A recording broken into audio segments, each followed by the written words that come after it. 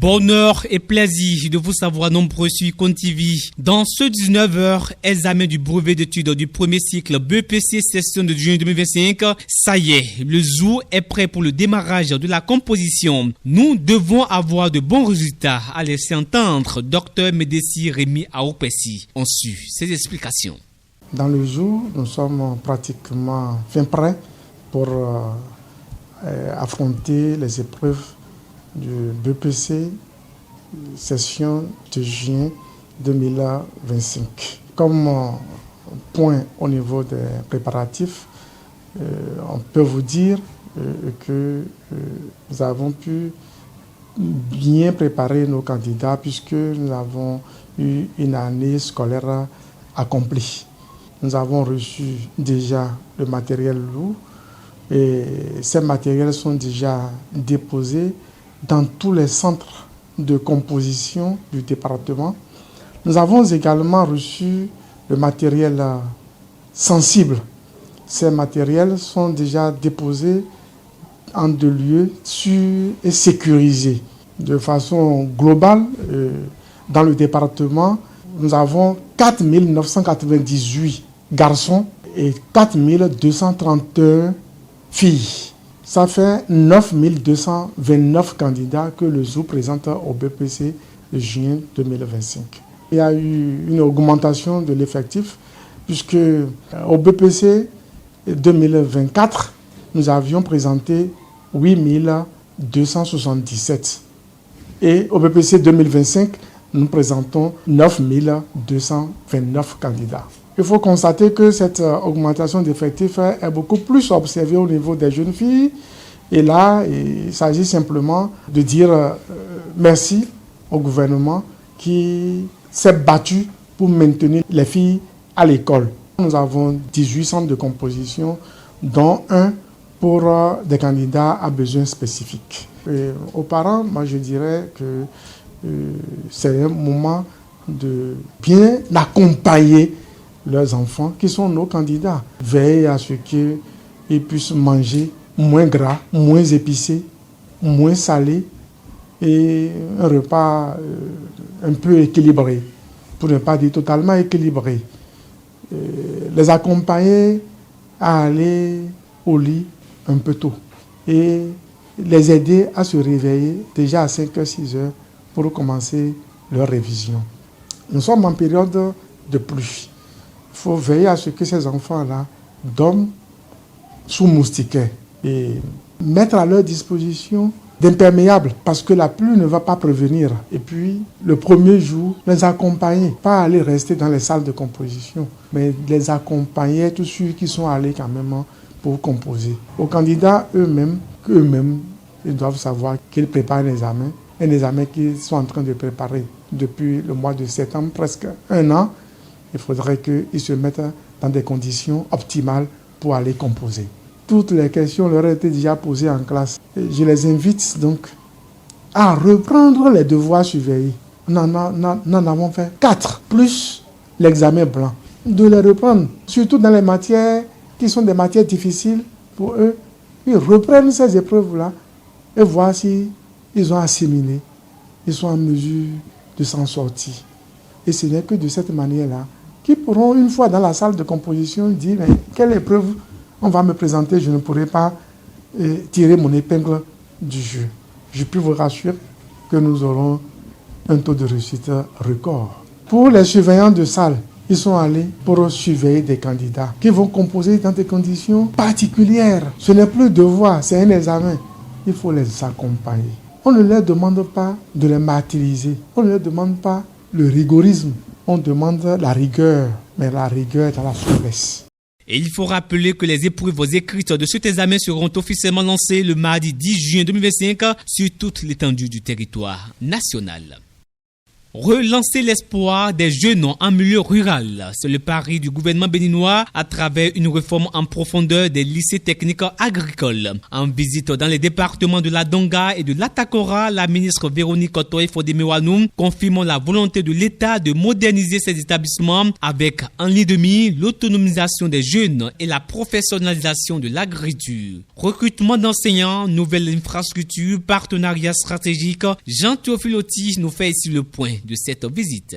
La formation agricole au Bénin connaît un nouveau souffle avec les réformes engagées dans les lycées techniques agricoles, en abrégé LTA. En visite le 3 juin 2025 au LTA de Djougou et Natitengu, la ministre de l'Enseignement secondaire technique Véronique Otoye-Fodé a réaffirmé l'engagement du gouvernement à moderniser ces établissements. Elle a salué les communes ayant cédé des terres pour la création de 30 nouveaux LTA. Placée sous la coordination de l'Agence de développement de l'enseignement technique, la mise en œuvre de la stratégie nationale de l'enseignement et de la formation technique et professionnelle s'intensifie. La ministre a insisté sur l'écoute des parties prenantes pour une réforme inclusive. Elle a annoncé le recrutement et la formation de nouveaux enseignants. Le gouvernement prévoit la construction de nouveaux lycées techniques agricoles financés par le budget national et les partenaires techniques. À Tchaourou, la construction complète du lycée technique et professionnel sera financée par la Banque africaine de développement. Les travaux débuteront dès la sélection des entreprises par l'Agence de construction des infrastructures du secteur de l'éducation.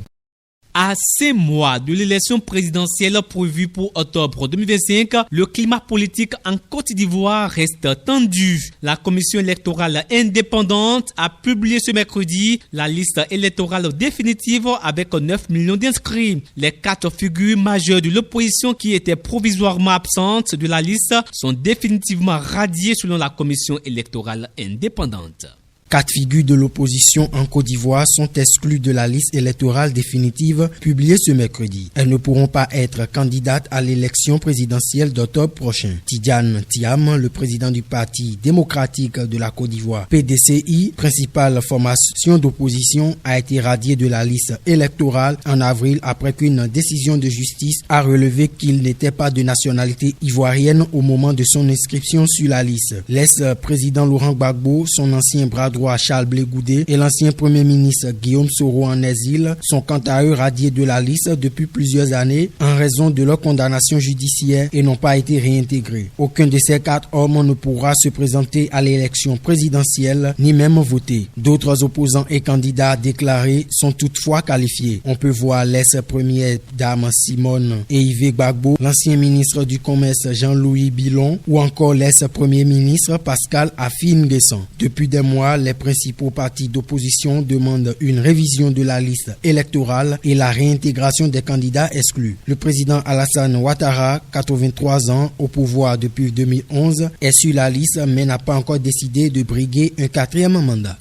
6 millions de Burundais aux urnes ce jeudi pour les élections législatives et communales. Un scrutin sans grand suspense après que les principales figures d'opposition ont été empêchées de concourir. Des irrégularités dans plusieurs bureaux de vote du sud de la capitale économique Bujumbura auraient été révélées par certains observateurs. Ce 5 juin 2025, plus de 6 millions de Burundais sont attendus dans plus de 14 000 bureaux de vote pour élire 100 députés et conseillers communaux. Ces scrutins distincts de la présidentielle pour la première fois depuis la réforme constitutionnelle de 2018 interviennent dans un contexte de crise socio-économique marqué par des pénuries. Le parti au pouvoir, le CNDD-FDD, dominateur lors des 3 semaines de campagne, affronte de petits partis et quelques indépendants en absence du principal opposant, Agathon Ouanza, exclu du processus selon ses partisans. La réforme a réduit les provinces de 18 à 5 et les communes de 119 à 42. Le nombre de députés reste inchangé avec une répartition éthique de 60% Hutu, 40% Tutsi et un minimum de 30% de femmes. Les quotas éthiques ne sont plus exigés pour les communales.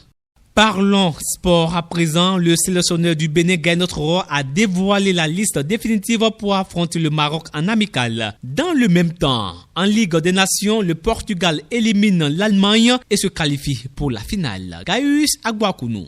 Le sélectionneur des Guépards, Gernot Rohr, a dévoilé ce mercredi sa liste de 24 joueurs sélectionnés pour le voyage au Maroc après près de 2 semaines de stage à Cotonou. Dans cette liste, nous avons la présence de 3 jeunes joueurs sélectionnés pour la première fois en équipe nationale du Seigneur du Bénin et qui ont fait le voyage pour le Maroc. Il s'agit de Rodolfo Aloko, Gabriel Moulero et Rachidou Rachad. En Ligue des Nations, le Portugal s'est qualifié pour la finale en battant l'Allemagne 2-1 ce mercredi à Munich. Les Allemands ont ouvert le score grâce à Florian Wirtz à la 48e minute avant d'être rattrapé au score par Francisco Coençao à la 63e minute. La star de la Seleção, Cristiano Ronaldo, a scellé le sort du match à la 68e minute de jeu. En finale, les coéquipiers de Cristiano Ronaldo affrontent l'Espagne ou la France qui joue la deuxième demi-finale ce soir à 20h. Ainsi se referme ce point de l'actualité ce soir. Bonne fête par anticipation à tous les fidèles musulmans du monde entier et surtout, n'oubliez pas de rester câblé Icon TV pour ne rien rater. D'ici là, portez-vous bien.